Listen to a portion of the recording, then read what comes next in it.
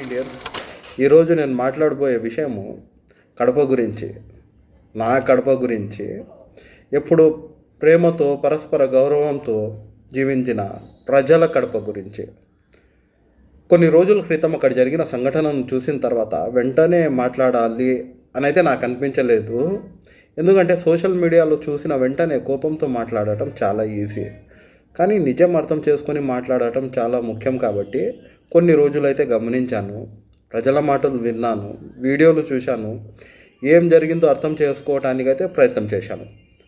అప్పుడు నాకు ఒక్క విషయం అయితే అర్థమైంది. ఈ ఘర్షణ రెండు మతాల మధ్య జరిగినట్టుగా కనిపించింది, కానీ నిజానికి ఇది రెండు మతాల మధ్య యుద్ధమే కాదనిపించింది. ఎందుకంటే కడపలో హిందువులు ముస్లింలు దశాబ్దాలుగా కలిసి జీవిస్తున్నారు. ఒకరి పండుగకు ఇంకొకరు వెళ్తారు, కష్టాల్లో ఒక్కరికి ఒకరు తోడుంటారు. ఏదో పక్కింటి వాళ్ళలా కాదు, కుటుంబ సభ్యుల్లా జీవించారండి. అలాంటి ప్రజలు ఒక్క రోజులో శత్రువులుగా ఎలా మారిపోతారో నాకైతే అర్థం కాలేదు. కానీ ఒక్కటైతే అర్థమైంది, ఈ సమస్యకు కారణము సాధారణ ప్రజలు, మతాల్లో కాదు. మతం పేరుతో రాజకీయాలు చేసే రెండు మతతత్వ రాజకీయ పార్టీలో ఉన్న నాయకులని మాత్రం నాకైతే అర్థమైంది. అందులో ఒక మతతత్వ రాజకీయ పార్టీకి చెందిన ఒక నాయకుడు గత కొన్ని రోజులుగా ఈ విషయంపై పదే పదే మాట్లాడారు. ప్రజల్లో కోపం పెరిగేలా మాట్లాడారు, సోషల్ మీడియాలో విషం చిమ్మారు.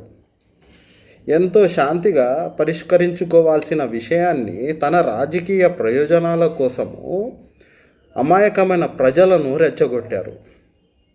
అదే సమయంలో మరో మతతత్వ రాజకీయ పార్టీకి చెందిన కొందరు నాయకులైతే కూడా బాధ్యత లేకుండా ప్రవర్తించారు. వాళ్ళు చేసిన కొన్ని వెధవ పనులు పరిస్థితిని ఇంకా ఉద్రిక్తంగా చేశాయి. ఇంకో విషయం కూడా నా విశ్లేషణలో నాకైతే అర్థమైంది.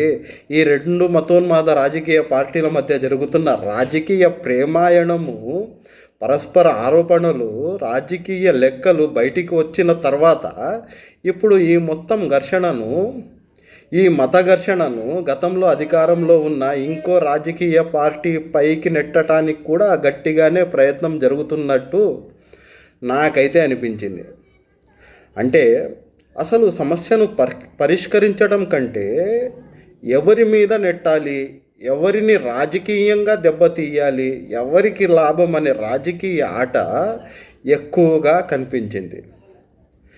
కానీ ఇక్కడ బాధపడింది రాజకీయ పార్టీలు కాదండి, సాధారణ ప్రజలు. భయపడింది రాజకీయ నాయకులు కాదు, శాంతిగా జీవించే ప్రజలు. ఎప్పుడు శాంతిగా ఉండే నా కడపలో చిచ్చైతే పెట్టారండి, ద్వేషం పెరిగింది. కానీ ఒక్క ప్రశ్న అయితే మనల్ని మనం అడగాలి. రాజకీయ నాయకులు రేపు ఇంకో విషయం పట్టుకొని వెళ్ళిపోతారండి, కానీ మనమే కదా ఇక్కడ కలిసి జీవించాలి. మన పిల్లలు కలిసి చదవాలి కదా, మన వ్యాపారాలను మనము కలిసి నడిపించుకోవాలి కదా, మన ఊరు ప్రశాంతంగా ఉండాలి కదండి. అయితే ఎందుకు మనం రాజకీయాల కోసము ఒకరిని ఒకరు ద్వేషించుకోవాలి? సోషల్ మీడియాలో ఎవరు ఏమి చెబుతున్నారు అనేది మాత్రమే కాదండి, దాని వెనుక రాజకీయ ప్రయోజనం ఏమిటి అన్నది కూడా ప్రజలు అర్థం చేసుకోవాలి. ఎందుకంటే ఈరోజు ఒక పార్టీ మరో పార్టీని నిందిస్తుంది, రేపు ఇంకో పార్టీ వీరిని నిందిస్తుంది, కానీ చివరకు నష్టపోయేది మాత్రము ప్రజల ఐక్యత, మన సమాజ శాంతి. ఈరోజు నేను ఒక మతం తరపున మాట్లాడటం లేదండి, ఒక రాజకీయ పార్టీ తరపున కూడా మాట్లాడట్లేదు. కడపను ఎంతో ప్రేమగా ప్రేమించే వ్యక్తిగా మాట్లాడుతున్నానండి. మతం పేరుతో ప్రజలను విడదీయాలనుకునే వారిని ప్రశ్నించాలి, శాంతిని ఎంచుకోవాలి. ఎందుకంటే మన బలం, మన ఐక్యత. కడప అంటే ప్రేమ అండి, కడప అంటే అన్నదమ్ముల బంధం. ఆ కడపను కాపాడుకోవటం మన అందరి బాధ్యత. మతం కాదండి, మానవత్వం అనేది ముఖ్యం. రాజకీయాలు కాదు, ప్రజల శాంతి ముఖ్యం.